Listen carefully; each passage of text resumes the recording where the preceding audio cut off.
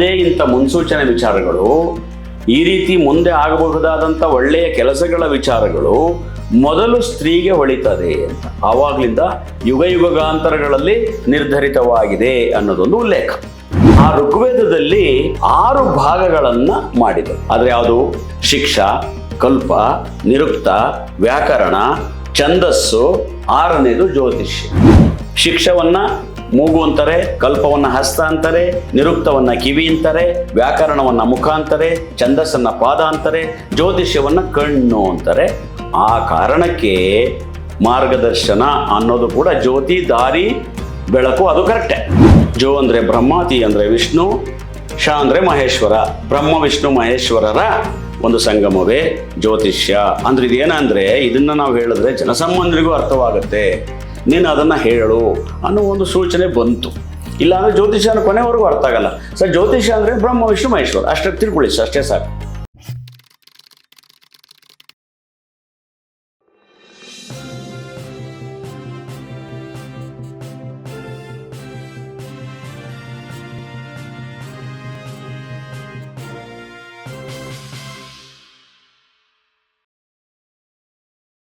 ವೀಕ್ಷಕರೇ, ಇಲ್ಲಿಯವರೆಗೆ ಯುಗಾದಿ ಪ್ರಯುಕ್ತ ಪಂಚಾಂಗ ಶ್ರವಣ, ಅದರ ಪೂರ್ವೋತ್ತರ ಮತ್ತು ನಮಗೆ ಈ ವರ್ಷದ ಒಟ್ಟು ಭವಿಷ್ಯ, ಬಹಳ ಮುಖ್ಯವಾದಂಥ ಕೆಲವು ಮಜಲುಗಳನ್ನು ಹೊಸತಾಗಿ ನಾಗರಾಜ್ ಕೋಟೆಯವರು ತೆರೆದು ನಿಮ್ಮನ್ನೇ ನೀವು ನೋಡಿಕೊಳ್ಳುವ ಹಾಗೆ, ನಿಮ್ಮ ಭವಿಷ್ಯವನ್ನು ನೀವೇ ಅಳೆದುಕೊಳ್ಳುವ ಹಾಗೆ, ಈ ರೀತಿಯಲ್ಲಿ ಯಾರೂ ಕೊಡದೇ ಇದ್ದಂಥ ಬಹಳ ಹೊಸ ದಾರಿಯ ಭವಿಷ್ಯವನ್ನು ನುಡಿದಿದ್ದಾರೆ ಅಂತ ನಾನು ಅಂದ್ಕೊಳ್ತೇನೆ.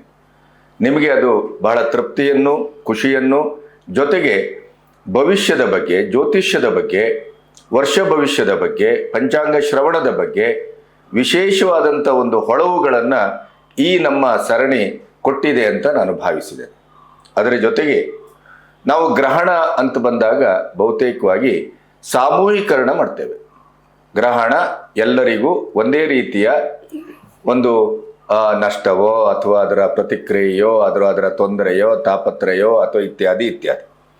ಆದರೆ ಅದನ್ನೂ ಕೂಡ ಆಯಾಯ ರಾಶಿಗನುಗುಣವಾಗಿ ಅದರ ಪ್ರತಿಕ್ರಿಯೆ ಹೇಗಿರುತ್ತೆ ಅನ್ನೋದನ್ನು ಕೋಟೆಯವರು ಬಹಳ ಚೆನ್ನಾಗಿ ಹೇಳಿದರು. ಬಹಳ ಹೊಸ ವಿಚಾರ ಇದು.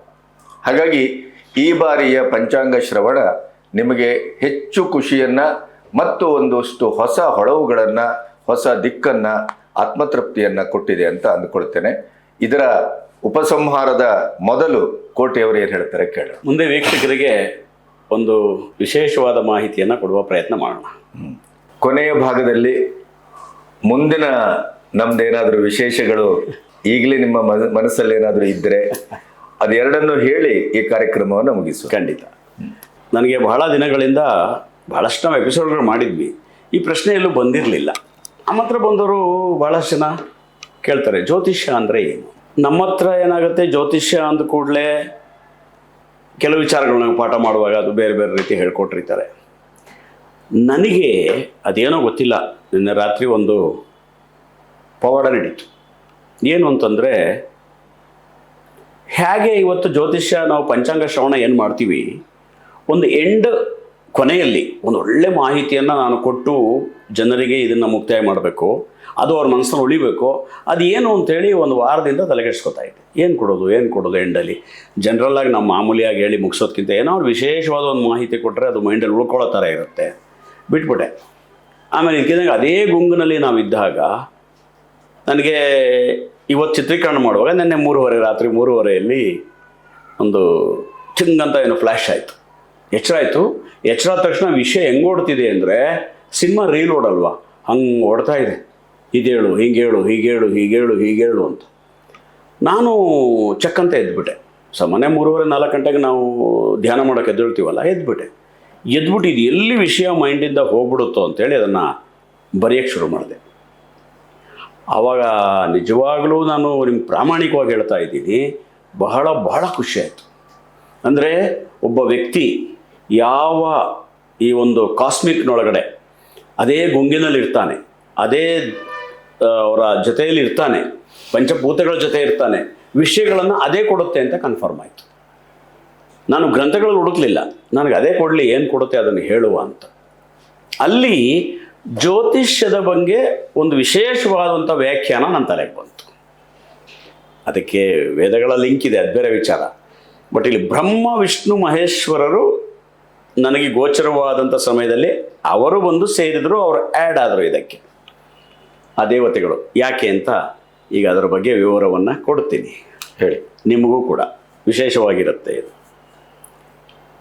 ಈ ಜ್ಯೋತಿಷ್ಯ ಅಂದ ಕೂಡಲೇ ಏನಂತಂದರೆ, ಈ ಜ್ಯೋತಿಷ್ಯ ಅನ್ನೋದು ಬಂದಾಗ ನಮಗೆ ಪಾಠ ಮಾಡ್ಬೇಕಾದ್ರೆ ಹೇಳ್ತಿದ್ರು. ಜ್ಯೋತಿಷ್ಯ ನಾವು ಗುರುಗಳನ್ನ ಕೇಳೋದು, ಜ್ಯೋತಿ ಅಂದರೆ ಬೆಳಕು, ಶ ಅಂದರೆ ದಾರಿ, ಬೆಳಕಿನ ದಾರಿಯನ್ನು ತೋರಿಸುವುದು ಜ್ಯೋತಿಷ್ಯ ಅಂತ ಅವರು ನಮಗೆ ಬರ್ಸಿದ್ರು ಕೂಡ ನಾವು ಅದನ್ನೇ ಫಾಲೋ ಮಾಡ್ತೀವಿ. ಇದ್ಯಾಕೋ ಒಂದು ವಿಶೇಷವಾದ ವಿಷಯ ಬಂತಲ್ಲ ನನಗೆ ಅಂತ ಒಂದು ಕಡೆ ಸತ್ಯನೋ ಅಂತ ಅನ್ನಿಸ್ತು, ಜನಸಾಮಾನ್ಯರಿಗೂ ಅರ್ಥವಾಗೋ ಥರ. ಅದು ಯಾವ ರೀತಿ ಅಂತಂದರೆ ನೋಡಿ, ಒಂದು ಆಧ್ಯಾತ್ಮ ಚಿಂತನೆ, ಪ್ರಾರ್ಥನೆ, ಪೂಜೆ, ಸಂಕಲ್ಪ, ಅನುಷ್ಠಾನ, ಸತ್ಸಂಗ, ಮಂತ್ರೋಚ್ಚಾರ, ಈ ರೀತಿ ದೈವ ಸಂಬಂಧಿಕ ವಿಚಾರಗಳೇನಿದ್ದಾವೆ ಇವು ಕೃತಯುಗದ ನಂತರದ ಯುಗಗಳಲ್ಲಿ ಹೆಚ್ಚು ಆಚರಣೆಗೆ ಬಂದಂಥ ವಿಷಯ ಅಂತ ಪುರಾಣಗಳಲ್ಲೇ ಉಲ್ಲೇಖ ಇದೆ. ಏಕೆಂದರೆ ದೇವತೆಗಳು ಅನುಷ್ಠಾನ ಮಾಡ್ತಕ್ಕಂಥ ಪ್ರಮೇಯ ಇಲ್ವಲ್ಲ, ಅವರೇ ದೇವತೆಗಳು, ಅವರು ಸಂಕಲ್ಪ ಮಾಡ್ಕೊಳ್ಳೋಂಥ ಪ್ರಮೇಯ ಇಲ್ವಲ್ಲ. ಆ ಪ್ರಮೇಯ ಬಂದಿದ್ದು ಯಾರಿಗೆ? ಮಾನವನಿಗೆ. ಅಥವಾ ಕಲಿಯುಗ ಆರಂಭವಾದ ನಂತರ, ಅಥವಾ ದ್ವಾಪರ ತ್ರೇತಾಯುಗಗಳಲ್ಲಿ ದೇವರ ಅನುಗ್ರಹ ಬೇಕು. ಈಗ ರಾಜರುಗಳು ಸೂರ್ಯನ ಪೂಜೆ ಮಾಡ್ತಾಯಿದ್ರು, ಸೂರ್ಯನಿಂದ ಗೆಲುವು ಬೇಕು, ಸೂರ್ಯನ ಕಾಂತಿ ಬೇಕು, ಸೂರ್ಯನ ಶಕ್ತಿ ಬೇಕು ಅಂಥೇಳಿ. ಹಾಗಿರುವಾಗ ಈ ಕೃತಯುಗದಲ್ಲಿ ಸೃಷ್ಟಿಕರ್ತನಾದಂಥ ಬ್ರಹ್ಮನಿಗೆ, ಲಯಕರ್ತ ಶಿವನಿಗೆ, ಯೋಜನಾಕರ್ತ ವಿಷ್ಣುವಿಗೆ ಒಂದು ವಿಚಾರ ಬಂತಂತೆ. ಯಾರಿಗೆ? ಮೊದಲು ಪಾರ್ವತಿಗೆ ಬಂತಂತೆ ವಿಚಾರ. ಏನು ಅಂತಂದರೆ, ನಾವೀಗ ದೇವತೆಗಳಿದ್ದೀವಿ, ನಾವೇನು ಅನ್ಕೋತೀವಿ ಅದು ನಮ್ಮ ಮುಂದೆ ಬಂದ್ಬಿಡುತ್ತೆ, ಅಥವಾ ನಾವು ಅದು ಇಲ್ಲದೇ ಇದ್ದರೂ ನಾವು ಜೀವಿಸಬಲ್ಲೆವು, ಬದುಕಬಲ್ಲೆವು, ನಮಗದೊಂದು ವಿಶೇಷವಾದ ಅದ್ಭುತವಾದ ಶಕ್ತಿ ನಮಗಿದೆ. ಆದರೆ ಮುಂದಿನ ಯುಗಗಳಲ್ಲಿ ಮಾನವರು ಅಂತ ಬರ್ತಾರೆ, ಅವರು ಮಾನಸಿಕವಾಗಿ ದೈಹಿಕವಾಗಿ ಅಷ್ಟು ಶಕ್ತರಿರುವುದಿಲ್ಲ. ನೀವು ಅವರಿಗೆ ಜೀವನ ಶೈಲಿಗೆ ಅನುಕೂಲವಾಗುವಂತೆ ಅವರಿಗೆ ನಾವು ಏನಾದರೂ ಯೋಚನೆಗಳನ್ನು ಒಂದು ಸಿದ್ಧಪಟ್ಟಿಯನ್ನು ರೂಪಿಸಿಟ್ರೆ ಹೇಗೆ ಅಂಥೇಳಿ ಪಾರ್ವತಿ ಶಿವನಲ್ಲಿ ಅರಿಕೆಯನ್ನು ಇಡುತ್ತಾಳೆ. ಇದು ಬಹಳ ಅದ್ಭುತವಾದ ಗಹನವಾದ ವಿಚಾರ. ಇದು ಮಾತ್ರ ನನಗೆ ಗುರುಗಳು ಹೇಳಿದ್ದು, ಅಲ್ಲಿಂದ ಈ ಮುಂದೆ ಹೇಳುವುದು ನನಗೆ ಹೊಳೆದಿದ್ದು, ಅದಾಮೇಲೆ ಹೇಳ್ತೀನಿ. ಇದು ಗುರುಗಳೇ ಹೇಳಿದ್ದು, ಪಾರ್ವತಿ ಹೇಳ್ತಾರೆ. ಅದಕ್ಕೆ ಅವಾಗ ಹೇಳ್ತಾರೆ, ಯಾವುದೇ ಇಂಥ ಮುನ್ಸೂಚನೆ ವಿಚಾರಗಳು, ಈ ರೀತಿ ಮುಂದೆ ಆಗಬಹುದಾದಂಥ ಒಳ್ಳೆಯ ಕೆಲಸಗಳ ವಿಚಾರಗಳು ಮೊದಲು ಸ್ತ್ರೀಗೆ ಹೊಳಿತದೆ ಅಂತ ಆವಾಗಲಿಂದ ಯುಗಾಂತರಗಳಲ್ಲಿ ನಿರ್ಧರಿತವಾಗಿದೆ ಅನ್ನೋದೊಂದು ಉಲ್ಲೇಖ. ಪಾರ್ವತಿ ಹೊಳಿತಂತಿದ್ದು. ಮುಂದಿನ ಬರ್ತಕ್ಕಂಥ ಯುಗ ನಾವೆಲ್ಲ ಪ್ರೋಗ್ರಾಮ್ ಎಲ್ಲ ಸಿದ್ಧಪಡಿಸಬೇಕು, ಪ್ಯಾಕೇಜು. ಶಿವನಿಗೆ ಹೌದು ಅನಿಸುತ್ತೆ, ಪಾರ್ವತಿ ಹೇಳ್ತಿರೋ ಸತ್ಯ ಇದೆಯಲ್ಲ, ಆ ಮುಂದಿನ ಜನ್ರೇಷನ್ನು, ಜೀವನ ಶೈಲಿ, ಅವ್ರು ಹೇಗೆ ಬದುಕ್ತಾರೆ, ಏನು ಮಾಡ್ತಾರೆ, ಏನು ಆಲೋಚನೆ ಮಾಡ್ತಾರೆ, ಏನು ಕಲಿತಾರೆ, ಏನು ವಿದ್ಯೆ, ಅವ್ರಿಗೊಂದು ರೂಪುರೇಷೆಗಳನ್ನು ಮಾಡಿಡೋದು ಒಳ್ಳೆಯದು, ಇವು ಆಲೋಚನೆ ಚೆನ್ನಾಗಿದೆ. ಆವಾಗ ಬ್ರಹ್ಮ ವಿಷ್ಣು ಮಹೇಶ್ವರರು ಎಲ್ಲ ಅವರೊಂದು ಸಭೆ ಸೇರಿ ಋಷಿ ಮುನಿಗಳನ್ನೆಲ್ಲ ಅವರು ಸೇರಿಸಿ, ಇಲ್ಲ ಇದಕ್ಕೊಂದು ಯೋಜನೆಯನ್ನು ಸಿದ್ಧಪಡಿಸಬೇಕು ಅಂತೇಳಿ ಅವತ್ತಿನ ಕಾಲದ ಕೃತಯುಗದ ಅಂತ್ಯಕಾಲಕ್ಕೆ ವೇದಗಳನ್ನು ಸೃಷ್ಟಿ ಮಾಡಿದರು. ಋಗ್ವೇದ, ಯಜುರ್ವೇದ, ಅಥರ್ವಣ ವೇದ, ಸಾಮವೇದ, ಅದರ ಜೊತೆಗೆ ಉಪನಿಷತ್ತುಗಳು ಇತ್ಯಾದಿ. ಈ ರೀತಿ ಜನಗಳಿಗೆ ಏನೇನು ಬೇಕೋ ಅವ್ರು ಕಲೀಲಿಕ್ಕೆ ಎಲ್ಲ ಇದುಗಳನ್ನು ಕೂಡ ಸೃಷ್ಟಿ ಮಾಡಿಟ್ಟರು ಅಂತ ಸಂಸ್ಕೃತದಲ್ಲಿ ಅಥವಾ ನಮ್ಮ ಪುರಾಣದಲ್ಲಿ ಅಥವಾ ನಮ್ಮ ಗುರುಗಳು ಹೇಳಿದ ಹಾಗೆ ನಾವು ಕೇಳಿರೋದು. ಆವಾಗ ನಮಗೆ ಏನು ಅನಿಸ್ತಂತಂದರೆ, ಸ್ತ್ರೀಯರೇ ಆ ಸೂಚನೆ ಸ್ತ್ರೀ ಕೊಟ್ಟರು, ಅದು ಯೋಜನೆಯನ್ನು ನಾವು ಪುರುಷರು ಮಾಡಿದ್ರು. ನಮ್ಮ ಸಮಾಜದಲ್ಲಿ ಇವತ್ತಿಗೂ ಕೂಡ ಯಾವುದಾದ್ರು ಒಂದು ಯೋಜನೆ ಅಂದರೆ, ತಂದೆಗೆ ಒಬ್ಬ ಮಗಳಿದ್ದರೆ ಅವ್ರು ಹೇಳ್ತಾರೆ, ದೊಡ್ಡ ಮಗಳನ್ನ ಒಂದ್ಸರಿ ಕೇಳ್ತೀನಿ ಅಂತ. ಮದುವೆ ಆಗಿದ್ದರೆ ನಮ್ಮ ಶ್ರೀಮತಿನ ಒಂದ್ಸರಿ ಕೇಳ್ತೀನಿ ಅಂತ. ಯಾಕೆಂದರೆ ಅವ್ರಿಗೊಂದು ವಿಶೇಷವಾದಂಥ ಒಂದು ನಾಲೆಡ್ಜ್ ಇರುತ್ತೆ ಅಂತೇಳಿ ಅದನ್ನು ಸಿದ್ಧಪಡಿಸಿದ್ರು. ಅಲ್ಲಿ ಆ ವೇದಗಳಲ್ಲಿ ಒಂದು ಋಗ್ವೇದ ಅನ್ನೋದು ಪ್ರಮುಖವಾದಂಥ ವೇದ. ಆ ಋಗ್ವೇದದಲ್ಲಿ 6 ಭಾಗಗಳನ್ನು ಮಾಡಿದರು. ಆದರೆ ಯಾವುದು? ಶಿಕ್ಷಾ, ಕಲ್ಪ, ನಿರುಕ್ತ, ವ್ಯಾಕರಣ, ಛಂದಸ್ಸು, 6ನೇದು ಜ್ಯೋತಿಷ್ಯ. ಅಂದರೆ ನನಗೆ ಅನಿಸಿದ್ದೇನೆಂದರೆ, ಇದಕ್ಕೆ ಸೃಷ್ಟಿಕರ್ತರು ಕಾರಣಕರ್ತರು ಬ್ರಹ್ಮ ವಿಷ್ಣು ಮಹೇಶ್ವರರು. ಅಂದರೆ ಜ್ಯೋತಿಷ್ಯದೊಳಗೂ ಕೂಡ ಬ್ರಹ್ಮ ವಿಷ್ಣು ಮಹೇಶ್ವರರ ಕೃಪೆ ಇದೆ, ಅವರ ಸಂಕಲ್ಪ ಇದೆ. ಜ್ಯೋತಿಷ್ಯವೂ ಕೂಡ ಒಬ್ಬ ಮನುಷ್ಯನಿಗೆ ಉಪಯುಕ್ತ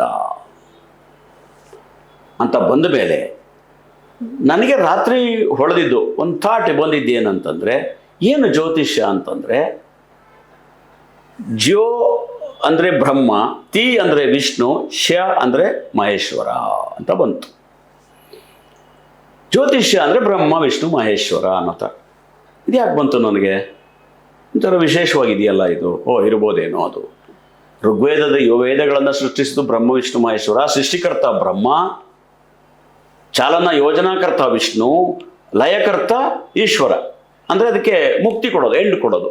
ನಾವೇನು ಕೇಳ್ತೀವಿ ಆ ಸಮಸ್ಯೆಗೆ ಕೊನೆ ಮಾಡೋದು.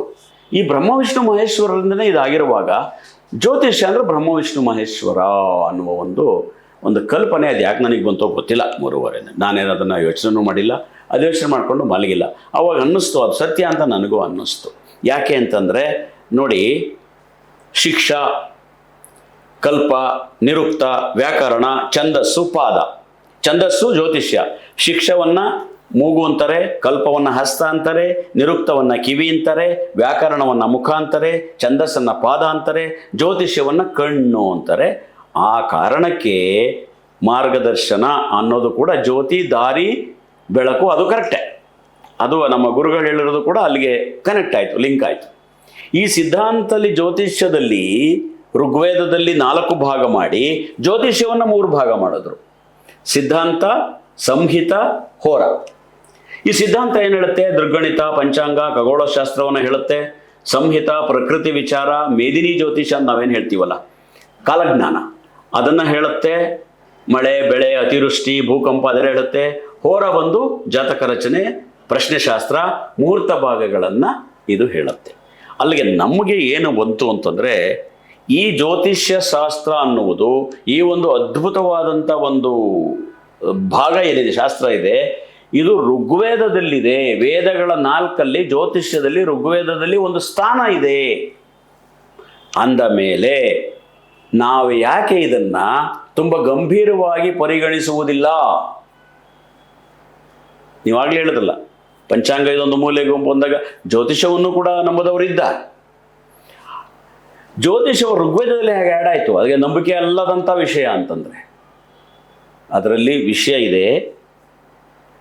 ನಾವು ಅದ್ರ ಬಗ್ಗೆ ಗಮನವನ್ನು ಕೊಡಬೇಕು. ಈ ಋಗ್ವೇದದಲ್ಲಿ, ಯಜುರ್ವೇದದಲ್ಲಿ ಬೇರೆ, ಅದು ಅಥರ್ವಣ ಬೇರೆ ಹೇಳುತ್ತೆ, ಸಾಮವೇದ ಬೇರೆ ಹೇಳುತ್ತೆ. ಋಗ್ವೇದದಲ್ಲಿ ಈ ಮಂತ್ರಗಳು, ಜ್ಯೋತಿಷ್ಯ ಇದೆಲ್ಲವೂ ಅಲ್ಲಿ ಬರುತ್ತೆ. ಯಜುರ್ವೇದದಲ್ಲಿ ಧನುರ್ವೇದ ನೋಡಿ, ಇನ್ನೊಂದು ತುಂಬ ಚೆನ್ನಾಗಿ ಹೇಳ್ತಾರೆ. ಋಗ್ವೇದಕ್ಕೆ ಅಧಿಪತಿನೇ ಗುರು, ಯಜುರ್ವೇದಕ್ಕೆ ಗುರು ಶುಕ್ರ, ಸಾಮವೇದಕ್ಕೆ ಕುಜ, ಅಥರ್ವಣ ವೇದಕ್ಕೆ ಬುಧ. ತಾಂತ್ರಿಕ, ಟೆಕ್ನಿಕಲ್. ಸಾಮವೇದ ಟೆಕ್ನಿಕಲ್ಲು, ಅಥರ್ವಣ ವೇದ ಟೆಕ್ನಿಕಲ್ಲು, ಸಾಮವೇದ ಸಂಗೀತ, ಗಾಯನ, ಹಾಡು, ಯಜುರ್ವೇದ ಧನುರ್ವಿದ್ಯೆಗಳು, ಆ ಥರ ವಿದ್ಯೆಗಳು. ಋಗ್ವೇದ ಬಂದು ಜ್ಯೋತಿಷ್ಯ, ಮಂತ್ರ, ಸಂಕಲ್ಪ, ಅನುಷ್ಠಾನ ಎಲ್ಲವೂ ಋಗ್ವೇದ. ಇದು ಜ್ಯೋತಿಷ್ಯದಲ್ಲಿ ಸೇರಿದೆ. ಹಾಗಿದ್ರೆ ಜ್ಯೋತಿಷ್ಯಕ್ಕೆ ಒಂದು ಪ್ರಮುಖ ಸ್ಥಾನ ಕೊಡಬೇಕು. ನಾವು ಅದನ್ನು ಗೌರವಿಸಬೇಕು, ಅದನ್ನು ಪೂಜಿಸಬೇಕು, ಅದನ್ನು ಉದಾಸೀನ ಮಾಡಬಾರ್ದು. ಈ ಕಾರಣಕ್ಕೆ ನಾನು ಆವಾಗಲೇ ಹೇಳಿದೆ, ಜಾತಕಗಳನ್ನು ಹರಿದು ಶಿಥಿಲ ಮಾಡಬೇಡಿ, ಅದಕ್ಕೊಂದು ದೇವರ ಸ್ಥಾನ ಇದೆ ಅಂತ ನಾನು ಹೇಳಿದೆ. ಇದರೊಂದಿಗೆ ಉಪನಿಷತ್ತುಗಳು ಸೇರುತ್ತೆ, ನಾವು ಹೇಳಿದಾಗೆ ಎಲ್ಲವೂ ಸೇರುತ್ತೆ. ಅದಾದ ನಂತರದಲ್ಲಿ ಇವೆಲ್ಲ ವಿಷಯಗಳನ್ನು ಯಾವಾಗ ಹೊಳಿತಂದರೆ, ಈ ಪಂಚಾಂಗಕ್ಕೆ ನಾನು ಸ್ಕ್ರಿಪ್ಟ್ ಮಾಡ್ತಾ ಕೂತ್ಕೊಂಡೆ. ನೀವು ಹೇಳ್ತಿದ್ರಿ ನಾಗರಾಜ್ ಕೋಟೆ ಯಾವುದನ್ನೇ ಆದರೂ ಅಧ್ಯಯನ ಮಾಡದೆ ಮಾಡೋದಿಲ್ಲ ಅಂತ. ನಾವು ಈ ಹಿಂದೆ ಎಪಿಸೋಡ್ಗಳು ಮಾಡಿದಾಗ ಕೆಲವಕ್ಕೆ 3 ತಿಂಗಳು ನಾನು ಕೂತಿದ್ದಿದ್ದೆ, 2 ತಿಂಗಳು ಕೂತಿದ್ದಿದೆ. ಈ ಪಂಚಾಂಗ ಶ್ರವಣಕ್ಕೆ ನಾನು 15 ದಿನ ಕುಳಿತುಕೊಂಡೆ. 15 ದಿನ ಕುಳಿತುಕೊಂಡಾಗ ಎಲ್ಲ ಸ್ಕ್ರಿಪ್ಟ್ ಮಾಡಿದೆ. ನಾನು ಆಗಲೇ ನಿಮ್ಗೆ ಹೇಳಿದಾಗೆ ಎಂಡಿಂಗ್ ನನಗೆ ಸಿಕ್ಕಲಿಲ್ಲ. ಆ ಎಂಡಿಂಗ್ ಸಿಕ್ಕಿದ್ದೆ ನಿನ್ನೆ ರಾತ್ರಿ. ಅದನ್ನೇ ಹೇಳಿದ್ದು ನಾನು. ಜ್ಯೋತಿಷ್ಯ ಅಂದರೆ ಬ್ರಹ್ಮ ವಿಷ್ಣು ಮಹೇಶ್ವರ. ಜೋ ಅಂದರೆ ಬ್ರಹ್ಮ, ತಿ ಅಂದರೆ ವಿಷ್ಣು, ಶ ಅಂದರೆ ಮಹೇಶ್ವರ. ಬ್ರಹ್ಮ ವಿಷ್ಣು ಮಹೇಶ್ವರರ ಒಂದು ಸಂಗಮವೇ ಜ್ಯೋತಿಷ್ಯ. ಅಂದರೆ ಇದೇನಂದರೆ, ಇದನ್ನು ನಾವು ಹೇಳಿದ್ರೆ ಜನಸಾಮಾನ್ಯರಿಗೂ ಅರ್ಥವಾಗುತ್ತೆ, ನೀನು ಅದನ್ನು ಹೇಳು ಅನ್ನೋ ಒಂದು ಸೂಚನೆ ಬಂತು. ಇಲ್ಲಾಂದರೆ ಜ್ಯೋತಿಷ್ಯನ ಕೊನೆವರೆಗೂ ಅರ್ಥ ಆಗಲ್ಲ. ಸರ್, ಜ್ಯೋತಿಷ್ಯ ಅಂದರೆ ಬ್ರಹ್ಮ ವಿಷ್ಣು ಮಹೇಶ್ವರ ಅಷ್ಟೇ ತಿಳ್ಕೊಳ್ಳಿ, ಅಷ್ಟೇ ಸಾಕು. ಆದಿ ಮಧ್ಯ ಅಂತ್ಯ ಎಲ್ಲವೂ ಜ್ಯೋತಿಷದಲ್ಲೇ ಇರುತ್ತೆ. ಈ ಆದಿ ಮಧ್ಯ ಅಂತ್ಯ ನಮ್ಮ ನಾಡಿಗಳಲ್ಲೂ ಬರುತ್ತೆ ಅಲ್ವಾ. ಆದಿ ಬ್ರಹ್ಮ, ಆದಿ ಸೃಷ್ಟಿಕರ್ತ, ವಿಷ್ಣು ಮಧ್ಯ, ಶಿವ ಲಯಕರ್ತ, ಅಂತ್ಯ. ಅದಾಗುತ್ತೆ ಅನ್ನೋದು ಬಂತು. ಆವಾಗ ನಾನು ಇದನ್ನು ಹೇಳಬೇಕು ಈ ಲಾಸ್ಟ್ ಎಪಿಸೋಡಲ್ಲಿ ಎನ್ನುವ ಒಂದು ಆ ಎಂಡ್ ಕೊಡ್ತು. ಆ ಟೈಮಲ್ಲಿ ನಾನು ಬಹಳ ಕೃತಾರ್ಥನಾದೆ, ಬಹಳ ಸಂತೋಷ ಆಯಿತು. ಆಮೇಲೆ ಇನ್ನೊಂದು ನನಗೆ ಶ್ಲೋಕ ಜ್ಞಾಪಕ ಬಂತು. ಮೂಲತೋ ಬ್ರಹ್ಮರೂಪಾಯ ಮಧ್ಯತೋ ವಿಷ್ಣು ರೂಪಿಣಿ ಅಗ್ರತೋ ಶಿವರೂಪಾಯ ವೃಕ್ಷರಾಜಾಯ ತೇ ನಮಃ.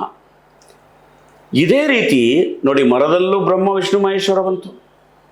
ನಾವು ದೇವಸ್ಥಾನದ ಗೋಪುರಗಳನ್ನು ನೋಡಿದಾಗ ಅಲ್ಲಿ ಬ್ರಹ್ಮ ವಿಷ್ಣು ಮಹೇಶ್ವರರ ಚಿತ್ರಣ ಬರ್ತದೆ, ಅವರ ಕಥೆ ಬರ್ತದೆ. ನನಗೆ ಇಲ್ಲಿ ಮಂತ್ರವನ್ನು ಸ್ವಲ್ಪ ವಿಸ್ತರಿಸಿ ಹೇಳಬೇಕಾದಾಗ ಮೂಲತೋ ಬ್ರಹ್ಮರೂಪಾಯ ಮಧ್ಯತೋ ವಿಷ್ಣು ರೂಪಿಣಿ ಅಗ್ರತೋ ಶಿವರೂಪಾಯ ಓಂ ಜ್ಯೋತಿಷ್ಯ ಶಾಸ್ತ್ರಾಯ ತೇ ನಮಃ ಹಾಗೆ ಹೇಳಬೇಕನ್ನೋ ಅಂತ ಅನ್ನಿಸ್ತು.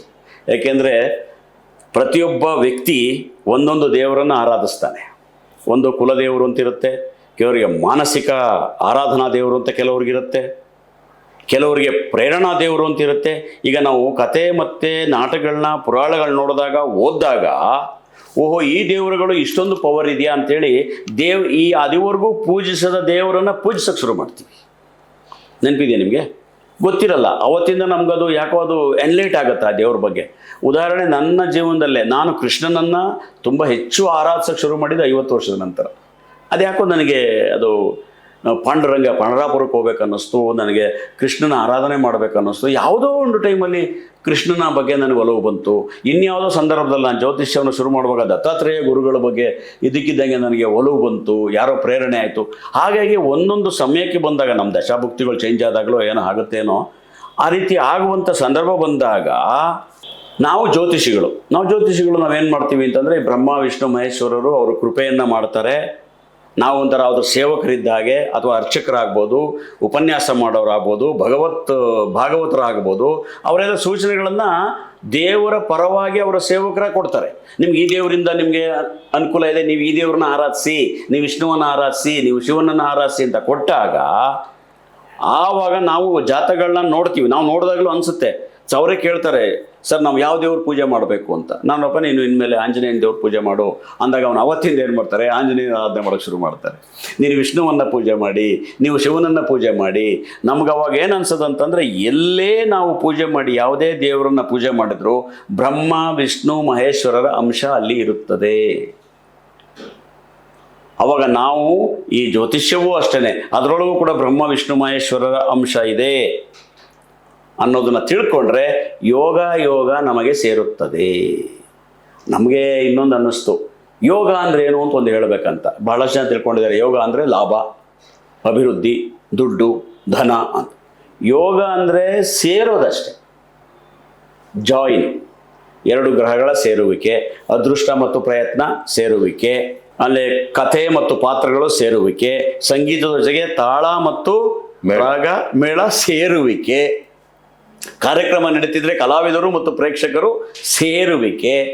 ಇದನ್ನು ಯೋಗ. ನಮ್ಮ ಹತ್ರ ಬಂದವರು ಕೇಳ್ತಾರೆ, ಏನು ಯೋಗ ಅಂದರೆ ಏನಿಲ್ಲ ಅಂತ. ಯೋಗ ಅಂದರೆ ಏನಿಲ್ಲಪ್ಪ, ಸೇರೋದು ಅಷ್ಟೇ ಅಂಥೇಳಿ ಹೇಳಬೇಕು ಅಂತ ಅನ್ನಿಸ್ತು. ಹೇಳಿದ್ವಿ.